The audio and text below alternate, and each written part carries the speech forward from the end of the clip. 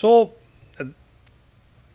this of course then led us to swing the Indian Air Force into action, and in precision strikes that they carried out on the night of the 9th and 10th of May, now we hit 11 of their air bases, and of late I think the air chief has spoken about that. If you see, 8 air bases, 3 hangars and 4 radars were damaged. Pakistani air assets were destroyed on the ground. So we know for sure that one C-130 class of aircraft and one AEW, 4 to 5 fighter jets, and of course there were assets that were also destroyed in air. And we now know that the world's longest ever ground to air kill at 300 kilometers plus, and 5 of course high tech fighters. I think the impunity with which these attacks were carried out is what is significant.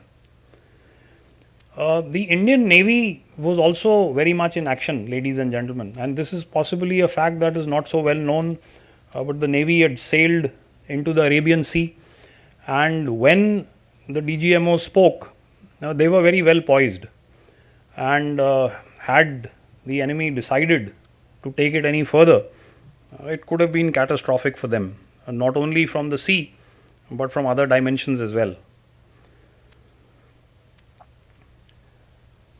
The perpetrators of the attack at Pahalgam, and the Indian Army will chase them to the depths of hell, and we did. It took us 96 days, but we did not let them rest. And finally, ladies and gentlemen, when these 3 were found and terminated clinically, it seemed as if they were exhausted of running, and they also seemed very malnourished. And so we went into the heartland of Pakistan, and I think that's why we achieved the surprise that we did.